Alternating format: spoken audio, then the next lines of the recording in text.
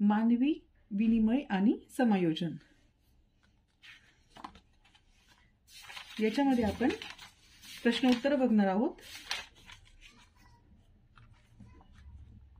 घटक क्रमांक 1, संप्रेषणाचे स्वरूप आणि प्रक्रिया. खालील प्रश्नाची उत्तरे 75 ते 100 शब्दात लिहा. प्रश्न क्रमांक 1, संप्रेषण व सामाजिक स्थान संकल्पना स्पष्ट करा.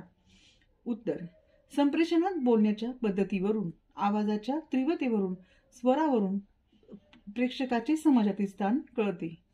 प्रेक्षकाला श्रोत्यापर्यंत आशयच पोचवायचा असतो, पण श्रोत्यांच्या दृष्टीने अव्यक्त आशयाला अधिक महत्त्व असते.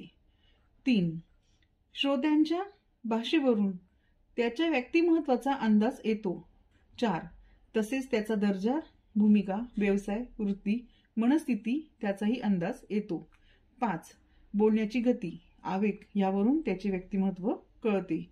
6, माणसाच्या बोलण्यावरून ते कोणत्या भागातील रहिवासी आहेत हे समजते. 7, संप्रेषणामुळे प्रेक्षक व श्रोता यांचे संबंध समजतात. 8, पोशाख, बोलण्या चालण्याच्या पद्धतीवरून त्याचा व्यवसाय, भूमिका, सामाजिक स्थान, दर्जा कळतो. अशा पद्धतीने आपला प्रश्न क्रमांक 1 चे उत्तर इथपर्यंत संपले आहे. आता प्रश्न क्रमांक 2. प्रश्न क्रमांक 2, संकेतीकरण व विसंकेतीकरण संकल्पना स्पष्ट करा. उत्तर: संकेतीकरण व विसंकेतीकरण संकल्पना पुढील प्रमाणे स्पष्ट केली आहे. संकेतीकरण म्हणजे व्यक्ती कोणत्या तरी मार्गाने विचाराची अभिव्यक्ती करण्याचा प्रयत्न करते. निश्चित कल्पना मनात तयार झाल्यानंतर योग्य व समर्पक अशा शब्दात किंवा इतर अभाषिक चिन्हाद्वारे व्यक्त होतात. याला संकेतीकरण म्हणतात. भाषा हे संप्रेषणाचे प्रमुख साधन आहे. हावभाव, चिन्हे, चित्रे इत्यादी देखील संप्रेषणाची साधने आहेत. विसंकेतीकरण म्हणजे संदेश ग्रहण केल्यानंतर त्याचा अर्थ लावण्याचे महत्त्वाचे कार्य श्रोत्याला करावे लागते. संदेश प्रेषण करणाऱ्याला ज्या अर्थाने तो संदेश पाठविला गेला त्याच अचूक अर्थाने तो ग्रहण केला जावा. विसंकेतीकरण जर नीट झाले नाही तर संदेश ग्रहण अचूक होत नाही. एखाद्या माणसाच्या बाबतीत आपला असा अनुभव असतो की त्याचे बोलणे वक्रोक्तीपूर्णच असते. आपण त्या दृष्टीने त्याच्या बोलण्याकडे पाहतो. त्याच्या सरळ बोलण्याचा अर्थही वाकडाच घेतला जातो. आता प्रश्न क्रमांक 3, संप्रेषण प्रक्रियेचे पृथक्करणाचे 4 घटक लिहा. उत्तर: संप्रेषण प्रक्रियेच्या पृथक्करणाचे 4 घटक पुढील प्रमाणे आहेत. 1, प्रेक्षकाच्या मनातील कल्पना. तर प्रेक्षकाच्या मनातील कल्पना कशा? माणसाच्या मनात अनेक कल्पना, भावना, विचार गर्दी करतात. आपले विचार इतरांना सांगावे व इतरांकडून काही माहिती मिळवावी अशी इच्छा असते. 2, संप्रेषण मार्ग. बोलले जाणारे शब्द, लिखित संदेश, चित्रे, नकाशे, दूरध्वनी, तारायंत्र इत्यादीच्या संदेशवहन होऊ शकते. श्रोते उपस्थित असतील तेव्हा बोलण्याच्या यंत्रणेद्वारे संदेश संक्रमित होतो. 3, संदेश ग्रहण.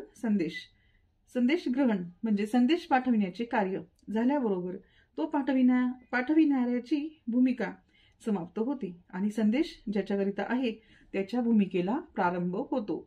संदेश मौखिक असेल तर श्रोता अचूक श्रवण करणारा असावा. 4, प्रतिपोष प्रतिक्रिया. प्रतिपोष प्रतिक्रिया म्हणजे संदेश अचूक अर्थाने केवळ ग्रहण केला न जाता त्याचा स्वीकार केला जावा. संदेश प्राप्तीनंतर त्याचा कसा उपयोग करायचा हे सर्वस्वी ग्रहणकर्त्यावर अवलंबून असते. प्रश्न क्रमांक 4, मानसशास्त्रीय दृष्टिकोनातून संप्रेषण लिहा. उत्तर: जाहिरात क्षेत्रात जाहिरात जास्तीत जास्त आकर्षण करण्याचा प्रयत्न केला जातो. जाहिरातीमुळे मालाचा खप वाढला असे म्हणता येते. संप्रेषण तोंडी असो वा लेखी, प्रेक्षकाचे उच्चार, भाषा, भाषेची शुद्धता, चित्रे, चित्रांचे रंग, हस्ताक्षर इत्यादी परिणाम ग्राहकावर होतो. त्याचा एक ग्रह बनतो व त्याला अनुसरून त्याच्या प्रतिक्रिया होत असतात. म्हणजेच प्रेक्षकाप्रमाणेच श्रोताही सक्रिय असतो. संप्रेषणाच्या मानसशास्त्रीय संकल्पनेत प्रेक्षक व ग्रहण करणारा या दोघांनाही महत्वाचे स्थान आहे. शिक्षक महत्वाचा आहेच व त्याच्या व्याख्यानात आशय पाहिजेच. परंतु त्याचबरोबर तो विद्यार्थीपर्यंत परिणामकारकपणे पोहोचवण्याचे कौशल्य त्याच्यात असावे. ज्याला शिक्षण द्यायचे त्याला आशय समजतो की नाही हे पाहणे महत्वाचे आहे. पुष्कळ वेळा विद्यार्थ्यांमध्ये उदासीन निष्क्रियता दिसून येते. व्याख्याने लक्षपूर्वक न ऐकल्यामुळे त्यांना विषय समजत नाही. अध्ययन निरर्थक होते. प्रश्न क्रमांक 5. संप्रेषण म्हणजे सामाजिक संबंधाचा पाया कशा प्रकारे असू शकतो ते लिहा. असं जर प्रश्न जर आला तर त्याचे हे उत्तर. समाजातील व्यक्तीमध्ये वेगवेगळे संबंध असतात. कुटुंबातील संबंध नात्यांचे असतात. व्यक्ती परस्पराशी रक्तसंबंधांनी जोडलेल्या असतात. शिक्षक विद्यार्थी संबंध, विद्यार्थी शिक्षक संबंध, कारखान्यातील मालक मजूर यांच्यातील संबंध असे अनेक प्रकारचे संबंध समाजात आढळून येतात. व्यक्तीचे परस्पराशी मैत्रीचे, शत्रुत्वाचे अनेक प्रकारचे संबंध आढळून येतात. स्पर्धेचे अशा तऱ्हेचे संबंध असतात. त्यानुसार त्यांच्या वागण्या बोलण्याच्या पद्धती असतात. कुणाशी काय व कसे बोलावे त्याचे संकेतही ठरलेले असतात. व्यक्तीच्या संबंधात संप्रेषण पायाभूत असते. माणसात संप्रेषण घडून येते. म्हणूनच समूह अस्तित्वात येतात आणि टिकून राहतात. व्यक्तिवर्तनाची ही एक आधारभूत प्रक्रिया आहे. इथे आपण लेसन क्रमांक 1 संप्रेषण स्वरूप आणि प्रक्रिया याचे सर्व 5 प्रश्न उत्तर बघितले आहेत.